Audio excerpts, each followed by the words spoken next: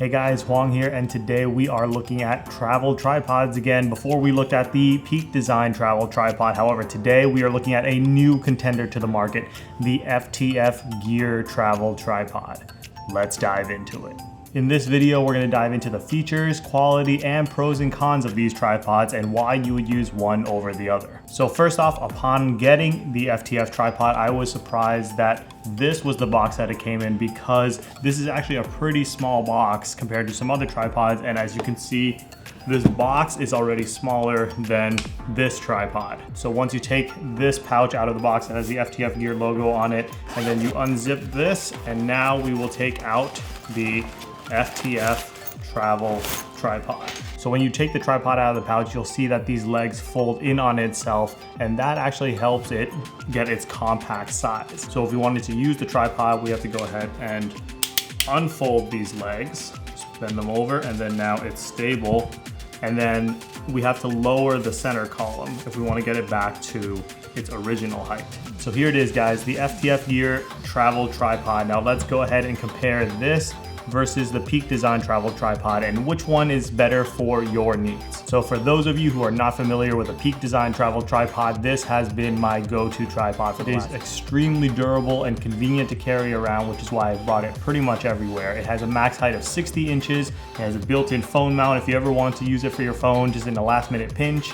And it also comes with a lifetime warranty. So this is the FTF Gear travel tripod, and this one also is very durable and compact. As I mentioned before, I think the materials this is made out of is very solid, and I don't really have any concerns or anything that this would last a very long time. It's very light and easy to use, and as we saw, the legs fold in on itself to make it fairly compact as well. This thing goes up to 62 inches, and it has these twist locks instead of the lever locks that, for example, the Peak Design tripod has.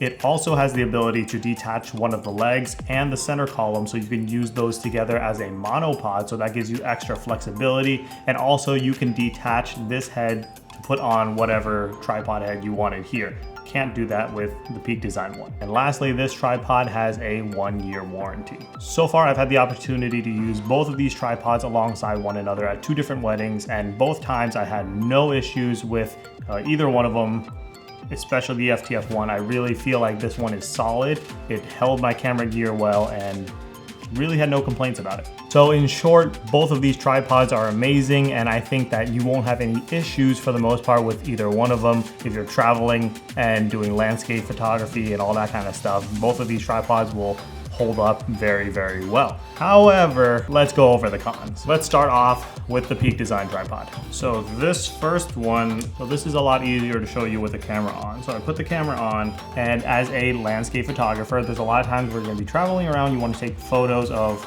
lots of different things, and you wanna do vertical portraits. That's where the issue with this comes in. This ball head that's on the tripod can be very hard. So in this direction, we can't even turn the camera vertically because one of the pins here that's holding the head onto the tripod is hitting the center column. So then we have to go the other way.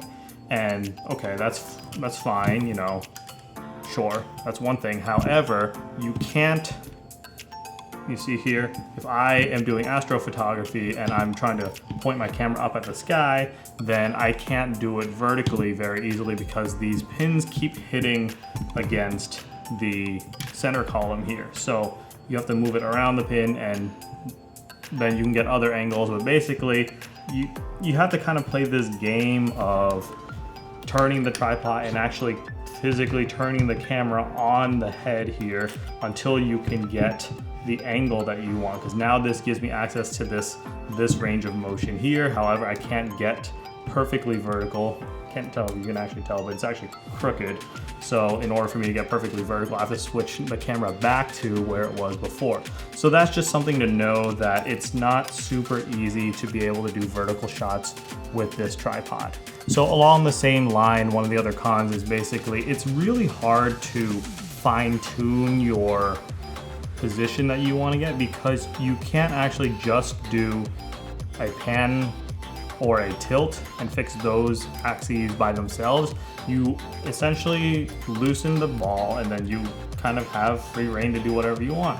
but that means in order to get it exactly precise and level and everything, you have to get it and then twist this, which sometimes adds a little bit of jitter and throws it off. So it can be very, very hard, especially if I have it precise and all I want to do is just to pan down a little bit.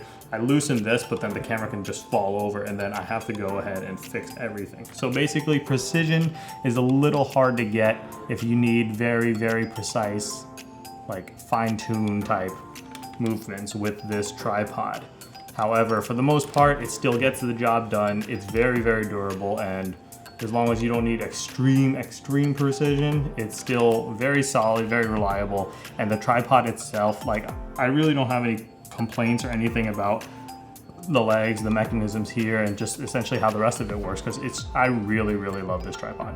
All right, let's look at the cons of the FTF Gear Tripod. So it uses these twist locks, which are very hard at a glance to tell if it's locked or not. So obviously the camera center column will slide down if it's unlocked, but for example, if you have the leg out and you don't have it locked, you could be in a situation where the leg could fall over and you're not realize it. So you do have to make sure that you do tighten the legs and the center column when you're adjusting things, because it's unlike these levers where I can look at it and just quickly tell, oh, they're all locked.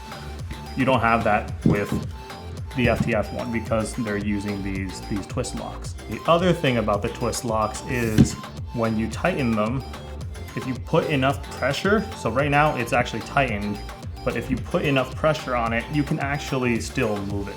It's not a huge issue because I doubt you'll be putting enough pressure on to move it when it's locked, if you lock it properly, but that's something to note. Again, kind of the issue of using a twist lock. The other thing about the FTF Gear Tripod is it uses this. This is a quick release plate that's not a Manfrotto or Arca Swiss quick plate. It's its own kind of brand and thing, which means this plate only connects to this tripod. So if I have this plate on my camera, I can only use this plate or that camera with this tripod. I mainly use Arca Swiss plates between all my cameras and tripods, so that is a bit of an inconvenience. But on the topic of the plate, one thing I do like about it is it does have the little D clamp here, D screw, so that you can actually just screw it in yourself without having to use a wrench or anything. And the Peak Design tripod, the plates that it does come with, you do need a wrench. The Peak Design tripod does come with a wrench that sits in the tripod for you to go and screw those things in.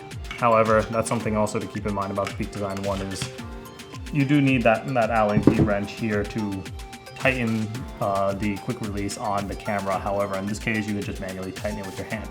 All right, so lastly, the most important thing here, and I think really the determining factor for the vast majority of people, is the price. The FTF Gear Tripod, which I will have a link in the description below for, comes in on Amazon at $75, which I think is a very, very reasonable price for something that's solid, convenient, and easy to use. Now on the flip side, the Peak Design tripod, we are looking at, let me double check these numbers because I still can't believe it, $350 for the aluminum Peak Design tripod, and this is the carbon fiber one, and this one comes in at a whopping $600. Ultimately, the decision is up to you. I think both of these tripods are solid, and if I did not own either of them and I had to go ahead and buy a travel tripod, I would have no issue with going ahead and buying the FTF Gear travel tripod because I feel like it's very durable, it's solid, and it's very convenient. And it does fold up very small, unlike some of the other travel tripods that I've had before. So I'm very happy with the fact that I can actually fit this in a suitcase, whereas this one I actually could not fit in a carry-on. So I had to check this in or take the head off and take it apart, which I don't really like to do. It's just inconvenient, but I really do think that they did a solid job with this tripod and I would have no issue buying it. If you want something that's a little more convenient, you have the money for it, and you do travel a ton, this one, the Peak Design one, is even more convenient. It does fold up even smaller, and you really can't beat the quality of, I mean, if you're going with the aluminum or really carbon fiber.